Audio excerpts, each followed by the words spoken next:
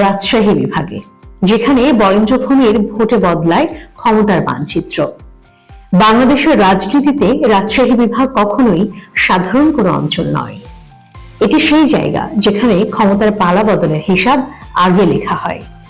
বরেন্দ্রভূমির রুক্ষ মাটির মতোই এখানকার রাজনীতি সবসময় তপ্ত, দৃঢ় আর তেজস্বী। 2026 সালের নির্বাচনকে সামনে রেখে উত্তরের এই জনপদে এখন স্পষ্ট পরিবর্তনের হাওয়া বইছে। রাজশাহী বিভাগ, ভোট এখানে শুধু মার্কা নয়, ভাগ্যের সিদ্ধান্ত। রাজশাহী বিভাগের 39টি সংসদীয় আসন। এই অঞ্চলে রাজনীতি মানেই আম, রেশম, কৃষি, অর্থনীতি আর সীমান্ত ঘেঁষা মানুষের অধিকার ও টিকে থাকার সংগ্রাম। এবার লড়াইটা শুধু কে জিতবে তা নিয়ে নয়, লড়াইটা হচ্ছে উত্তরাঞ্চলের ভবিষ্যৎ কোন পথে যাবে। পুরনো দুর্গ পুনর্দখলে বড় বাজি বিএনপি। একসময় রাজশাহী ছিল বিএনপির শক্ত ঘাঁটি। 2026 সালে সেই দুর্গ ফেরাতে দলটি নামিয়েছে অভিজ্ঞ, উচ্চশিক্ষিত ও পরিচিত মুখদের।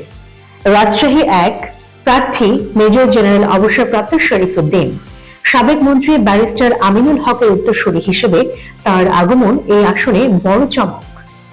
রাজশাহী 2 সদর, মাঠের রাজনীতির পুরনো মুখ, সাবেক মেয়র মিজানুর রহমান মিনু।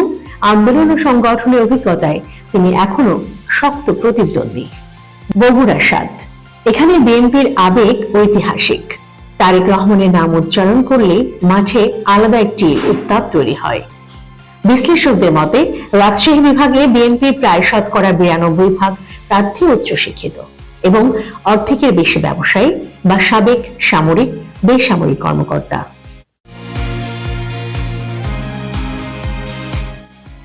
জামায়াতে ইসলামী, সংগঠনের শৃঙ্খলা দাঁড়িপাল্লার ভার। উত্তরাঞ্চলে জামায়াতের শক্তি বরাবরই নীরব কিন্তু গভীর। এবার তারা প্রস্তুত একক লড়াইয়ে নামতে। রাজশাহী 1 জামায়াতে কেন্দ্রীয় নায়েবে আমির অধ্যাপক মুজিবুর রহমান বিএনপির প্রধান প্রতিদ্বন্দ্বী। রাজশাহী 2 আসনে চিকিৎসক প্রার্থী ডক্টর মোহাম্মদ জাহাঙ্গীর। জামায়াত এবার ডাক্তার, ইঞ্জিনিয়ার ও শিক্ষকদের সামনে এনে ক্লিন ও প্রফেশনাল ইমেজ করতে চায়। তাদের বার্তা পরিষ্কার, শিক্ষা, সুশাসন ও দুর্নীতিমুক্ত রাষ্ট্র গড়ার। এনসিপি ও নতুন শক্তি। জুলাইয়ের পর রাজশাহীতে তারুণ্যের ডাক। জুলাই বিপ্লবের পর জন্ম নেওয়া ন্যাশনাল সিটিজেন পার্টি এনসিপি রাজশাহীতে মূলত টার্গেট করছে বিশ্ববিদ্যালয় পড়ুয়া ও প্রথমবারের ভোটারদের। রাজশাহী বিশ্ববিদ্যালয় ও বরেন্দ্র কলেজের সাবেক ছাত্রনেতারা মাঠে সক্রিয়। বড় অর্থ নেই, কিন্তু আছে জুলাই চার্টার আর রাষ্ট্র সংস্কারের প্রতিশ্রুতি। তাদের বার্তা, রাজশাহী মানে শুধু পুরনো দল নয়, রাজশাহী মানে নতুন নেতৃত্ব। কয়েকটি আসন, কয়েকটি আগুন পরীক্ষা। রাজশাহী 2 সদর, মিনু বনাম জাহাঙ্গীর বনাম নাগরিক ঐক্যের ডক্টর শামসুল আলম। ত্রিমুখী লড়াইয়ের ইঙ্গিত। বগুড়া বিএনপির ঘাঁটি হলেও জামায়াত ও এনসিপির সক্রিয়তা ফল বদলে দিতে পারে যে কোনো মুহূর্তে। নাটোর রুহুল কুদ্দুস তালুকদার দলীয় প্রভাব বনাম পরিবর্তনের ঢেউ, কোনটি জিতবে?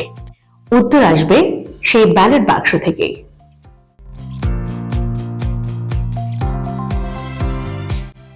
বিএনপি এগিয়ে অভিজ্ঞতা ও পরিচিত মুখে, জামায়াত এগিয়ে সংগঠনের শক্তিতে, এনসিপি চমক দেখাতে পারে তরুণ ভোটে। তবে শেষ কথা, রাজশাহীর মানুষ লড়তে জানে। যেভাবে তারা খরায় পড়ে কৃষি বাঁচায়, ঠিক সেভাবেই ভোটে অন্যায়ের বিরুদ্ধে রায় দেয়। 2026 সালের নির্বাচন কি রাজশাহীকে আবারও পুরনো পথে ফেরাবে, নাকি এখান থেকে শুরু হবে নতুন রাজনৈতিক অধ্যায়?